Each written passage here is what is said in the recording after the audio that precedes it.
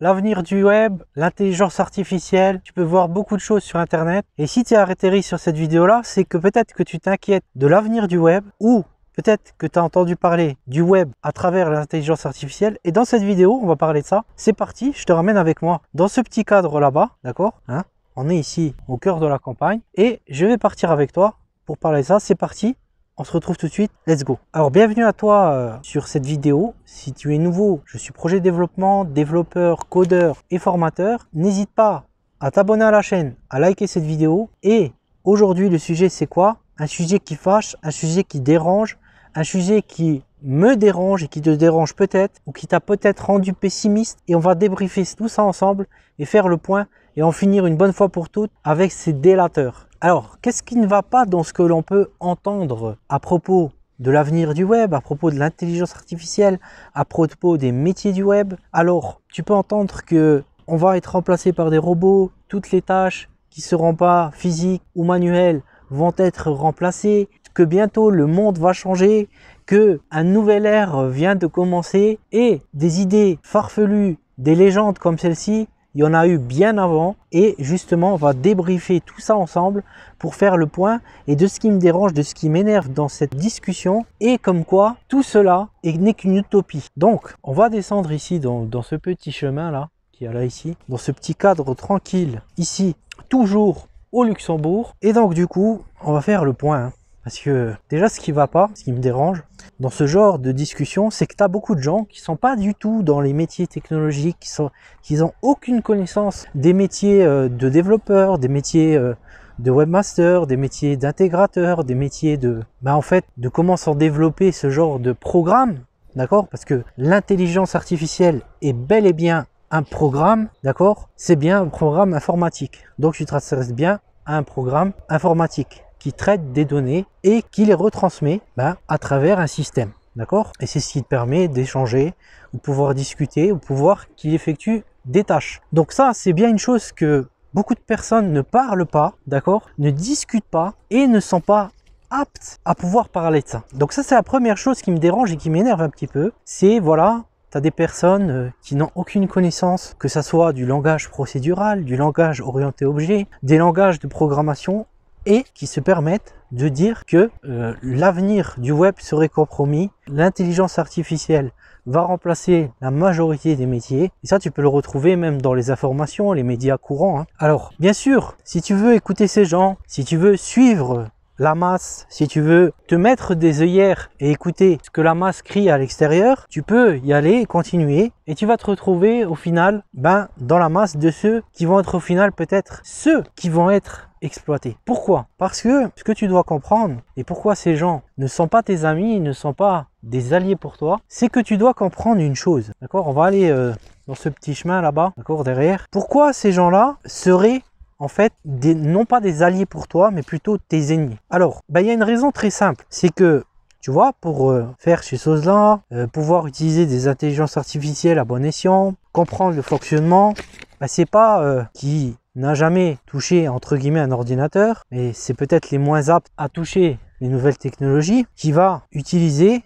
ce genre de méthode, ce genre d'intelligence, d'accord? Qui va utiliser ces intelligences-là? Ça va être plutôt les personnes qui comprennent le fonctionnement de ces intelligences et à quoi elles vont servir. Des personnes qui vont avoir l'utilité de ça dans leur quotidien tous les jours. Parce que bien sûr qu'une personne manuelle n'aura pas l'utilité de ce programme. C'est un peu comme toi si tu vas aller au magasin. Si tu vas aller au magasin pour te promener, tu iras te promener. Et celui qui n'a pas envie de se déplacer, il va aller sur un site pour commander sa commande, tu vois. Et puis la récupérer avec sa voiture par la suite, ou la se la ferait livrer à la maison. Et c'est là où toi, tu dois faire attention. Parce que ce qui m'énerve dans tout ça, tu vois, c'est la fausse information. On essaye de te faire détourner de ces choses-là, ou de cet environnement-là, pour que final, tu sais, il faut de la main-d'œuvre. Et ça sera peut-être après eux qui vont prendre ces travails-là pour ne pas te les laisser à toi, mon cher ami. Et c'est pour ça que c'est tes ennemis. C'est pour ça que ce ne sont pas tes amis. Parce que eux, ce qu'ils veulent, c'est pas bon pour toi. C'est que toi, tu sois quelqu'un qui travaille manuellement, qui fasse les choses manuellement. Et eux feront les choses à l'aide de l'intelligence artificielle pour développer, pour l'améliorer, pour, entre guillemets, diriger ou construire autour d'une masse qui travaille pour eux. Et donc c'est là où moi je voulais débriefer tout ça, parce que on a tellement de gens qui essayent d'humilier d'autres personnes en essayant de dire que voilà, c'est fini, le monde va changer. Mais qui font ces outils? Qui utilise ces outils? Qui travaille avec ces outils? Ce sont les gens du web. Ce ne sont pas les gens qui travaillent dans la masse. Ce sont les gens qui travaillent dans ces métiers un peu plus techniques, un peu plus difficiles à comprendre, un peu plus, on va dire, moins accessibles au regard de la masse. Et c'est là où toi, tu vois, tu dois être plus intelligent. Tu dois utiliser cette force de l'ennemi qui est contre toi, de cette masse qui te pousse en fait à t'éloigner. Là, tu peux voir ici, hein, à t'éloigner des sentiers battus, d'accord? On va dire à t'éloigner des routes pour ne pas que tu ailles, entre guillemets, dans des sentiers un peu plus profonds. Tu vois, un peu plus profond comme on est ici. Tu vois, pour t'éviter, pour que tu suives la même route que la masse et que tu suives la même route que ce qu'on veut t'inculquer. C'est pour ça que ces gens-là sont tes ennemis. Parce que finalement, ils n'ont pas de connaissances. Mais en même temps, ils ne veulent pas perdre leur audience, leur masse. Et il faut bien anesthésier la masse pour lui dire que voilà, tout est fini, tout va s'écrouler et faire peur à la majorité. Mais on n'est pas si bête que ça, tu vois. Parce que ces intelligences artificielles-là, comme tu peux voir, tu peux voir des vaches ici. Mais derrière ces vaches-là, il y a quoi? Il y a quelqu'un qui s'en occupe. On est bien d'accord. Quelqu'un qui vient leur donner à manger. Il y a bien quelqu'un qui les a mis ici. Ces vaches qu'on peut voir derrière là-bas. D'accord? Et l'intelligence artificielle, qui l'a mis ici? Ce sont des développeurs, ce sont des ingénieurs, ce sont des personnes qui ont créé des interfaces, des architectes, des designers, peut-être des intégrateurs, peut-être des gens qui ont écrit des choses pour pouvoir justement transmettre les données, aussi les récupérer. Mais d'où vient cela? D'où viennent les informations que l'intelligence artificielle a pu se produire? Des gens qui ont fait du contenu, des gens qui ont fait des articles, des gens qui ont développé des compétences sur l'informatique et sur le web pour pouvoir donner des astuces, des trucs, du code, etc. que le programme a pu exploiter pour pouvoir l'utiliser. Et ça, c'est quelque chose qu'on ne t'a pas mis en éclairage, c'est qu'il y a toujours besoin de contenu. Il y a toujours besoin d'une action pour une réaction, tu vois. Et ça, c'est même lorsque tu veux. Bon, tu as un outil, par exemple, que les développeurs ils utilisent assez souvent, que des gens utilisent assez souvent. C'est des outils à partir des API comme Zapier, etc. Tu vois, il faut une action.